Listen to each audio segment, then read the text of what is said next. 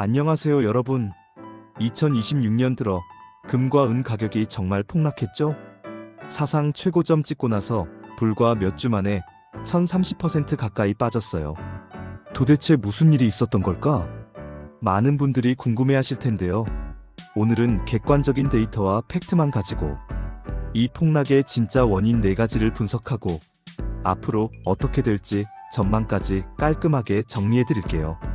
자, 시작해볼까요? 2026년 금은 폭락, 원인과 앞으로의 전망을 알기 쉽게 분석합니다. 금과 은의 가격 급락 현황. 먼저 지금 상황부터 정확히 짚고 넘어가죠. 2025년 내내, 그리고 2026년 1월 말까지 금은 온스당 약 5,600달러 근처, 은은 121달러까지 사상 최고가를 찍었어요. 정말 미친 듯이 올랐죠.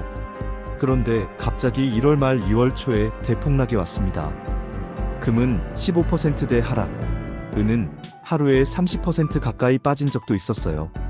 지금 2026년 2월 중순 기준 금은 5,100달러, 은은 85달러 선까지 내려왔죠.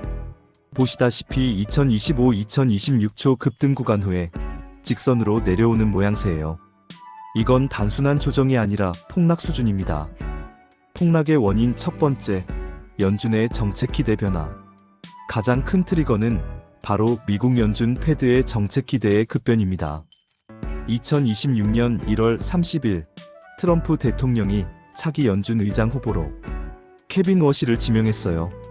케빈 워시는 과거 연준 이사 출신으로 시장에서는 매파 성향으로 분류되죠. 즉, 금리를 쉽게 내리지 않고 인플레이션 잡는데 더 강경할 거라는 해석이 지배적이었어요. 실제로 지명 발표 직후 달러 인덱스가 급등했고 금은은 바로 반응했습니다. 왜냐? 금과 은은 이자 안 주는 비수익 자산이잖아요. 금리가 높아지거나 금리 인하 기대가 꺾이면 달러가 강해지고 금과 은의 가격은 압박을 받습니다. 이번 경우가 정확히 그 케이스였어요.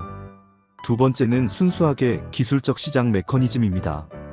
2025년부터 2026년 1월까지 금은 60에서 70%, 은은 130에서 150% 넘게 폭등했어요. RSI 상대 강도 지수 같은 과매수 지표가 90을 넘나들 정도로 극단적이었죠. 이런 구간에서는 반드시 숨고르기가 나옵니다. 과열에 따른 이익 실현 매물 출현으로 인한 가격 하락, 이에 반응하여 이어지는 더 많은 매물 출현의 악순환이 시작되는 거예요. 특히 선물 시장에서 레버리지가 10배에서 50배 걸린 포지션이 많았기 때문에 조정폭이 일반적인 수준을 훨씬 뛰어넘었어요. 세 번째, 그리고 이번 폭락의 불쏘시개 역할을 제대로 한 건 레버리지 포지션 청산입니다. 많은 개인, 기관 투자자들이 선물, CFD, ETF 등으로 10배, 20배, 심지어 50배 레버리지를 걸고 들어갔어요. 가격이 조금만 내려가도 마진콜이 발생하고 못 내면 강제 청산 후 추가 매도, 이에 따른 추가 가격 하락, 그리고 더 많은 마진콜. 이런 플래시 크래시가 연쇄적으로 일어났습니다. 특히 은 시장은 레버리지 비중이 금보다 훨씬 높아서 하루 27% 넘는 폭락도 가능했던 거예요. 폭락이 시작되자 시장 심리가 급격히 얼어붙었어요. 빅스 등 변동성 지표가 치솟고 뉴스 헤드라인은 금 붕괴 버블 붕괴로 도배됐죠. 이런 환경에서는 공포가 커지면서 매수자는 사라지고 일단 팔고 보자 심리가 확산됩니다. 변동성이 커질수록 양방향 스윙이 심해지면서 박스권 등락, 폭락 후 공포 심리 확산, 변동성 지수 급등, 매수매도 교착 상태 단기 불안정. 단기적으로는 앞으로 1에서 3개월은 변동성이 클 거예요. 지지선은 금은 4,800달러에서 5,000달러, 은은 75달러에서 85달러로 테스트가 반복될 수 있고 반등이 나오더라도 5,200달러와 5,400달러 구간에서 강한 저항으로 막힐 가능성이 높습니다. 지금은 박스권 등락 패턴이 나올 확률이 60에서 70% 정도로 봅니다. 큰 이벤트가 발생하면 예를 들어 워시 의장 청문회 결과, 경제지표 등 하나만 터져도 다시 10% 움직임은 충분해요. 단기 변동성 지속 예상, 주요 지지선 테스트 가능성, 박스권 횡보 확률. 이벤트 하나로 다시 큰 스윙 가능. 하지만 6개월에서 2년의 중기, 3년 이상의 장기 관점에서는 여전히 긍정적입니다. 중앙은행들은 2022년부터 지금까지 매년 금을 1000톤 이상씩 사재기하고 있어요. 이건 구조적 수요예요. 은은 산업용, 태양광, 전기차, 오지, 반도체 쪽에서 수요가 계속 폭발적으로 늘고 있죠. 2025년, 2026년 급등에도 불구하고 공급은 따라가지 못하고 있어요. 케빈 워시가 의장이 되더라도 미국 재정 적자와 부채 문제 때문에 궁극적으로 금리 인하, 통화 완화의 방향은 피할 수 없다는 분석이 많습니다. 그래서 많은 기관들 즉 골드만삭스, JP모건, UBS 등은 2026년 말 금은 5,400에서 6,300달러, 은은 88달러에서 100달러 이상 전망을 유지하고 있어요. 장기적으로는 다시 강세 사이클로 복귀할 가능성이 훨씬 큽니다.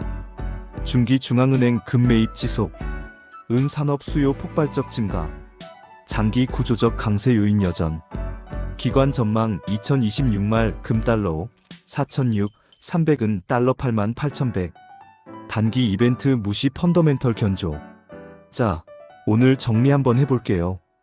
2026년 금과 은 폭락의 핵심 원인은 케빈 워시 지명 패드 매파 기대 변화, 극단적 과열 후 기술적 조정, 레버리지 마진콜 연쇄 청산, 공포 심리와 변동성 확대였습니다. 단기적으로는 변동성이 크고 박스권 가능성이 높지만 중장기 펀더멘털은 여전히 튼튼해요. 투자는 감정이 아니라 데이터와 논리로 해야 합니다. 여러분은 지금 어떻게 생각하시나요? 댓글로 의견 남겨주시고 도움이 되셨다면 좋아요, 구독, 알림 설정 부탁드릴게요. 다음 영상에서 또 만나요. 폭락 후 공포 심리 확산, 변동성 지수 급등, 매수매도 교착 상태 단기 불안정. 단기적으로는 앞으로 1에서 3개월은 변동성이 클 거예요. 지지선은 금은 4,800달러에서 5,000달러, 은은 75달러, 85달러로 테스트가 반복될 수 있고 반등이 나오더라도 5,200달러와 5,400달러 구간에서 강한 저항으로 막힐 가능성이 높습니다. 지금은 박스권 등락 패턴이 나올 확률이 60에서 70% 정도로 봅니다. 큰 이벤트가 발생하면 예를 들어 워시 의장 청문회 결과, 경제지표 등 하나만 터져도 다시 10% 움직임은 충분해요. 단기 변동성 지속 예상, 주요 지지선 테스트 가능성, 박스권 횡보 확률, 이벤트 하나로 다시 큰 스윙 가능. 하지만 6개월에서 2년의 중기, 3년 이상의 장기 관점에서는 여전히 긍정적입니다. 중앙은행들은 2022년부터 지금까지 매년 금을 1000톤 이상씩 사재기하고 있어요. 이건 구조적 수요예요. 은은 산업용, 태양광, 전기차, 반도체 쪽에서 수요가 계속 폭발적으로 늘고 있죠. 2025년, 2026년 급등에도 불구하고 공급은 따라가지 못하고 있어요. 케빈 워시가 의장이 되더라도 미국 재정 적자와 부채 문제 때문에 궁극적으로 금리 인하, 통화 완화의 방향은 피할 수 없다는 분석이 많습니다. 그래서 많은 기관들 즉 골드만삭스, JP모건, UBS 등은 2026년 말 금은 5,400에서 6,300달러, 은은 88달러에서 100달러 이상 전망을 유지하고 있어요. 장기적으로는 다시 강세 사이클로 복귀할 가능성이 훨씬 큽니다. 중기 중앙은행 금 매입 지속, 은 산업 수요 폭발적 증가, 장기 구조적 강세 요인 여전, 펀더멘털 견조. 자, 오늘 정리 한번 해볼게요. 2026년 금과 은 폭락의 핵심 원인은 케빈 워시 지명 패드 매파 기대 변화, 극단적 과열 후 기술적 조정, 레버리지 마진콜 연쇄 청산, 공포 심리와 변동성 확대였습니다. 단기적으로는 변동성이 크고 박스권 가능성이 높지만 중장기 펀더멘털은 여전히 튼튼해요. 투자는 감정이 아니라 데이터와 논리로 해야 합니다. 여러분은 지금 어떻게 생각하시나요? 댓글로 의견 남겨주시고 도움이 되셨다면 좋아요, 구독, 알림 설정 부탁드릴게요. 다음 영상에서 또 만나요.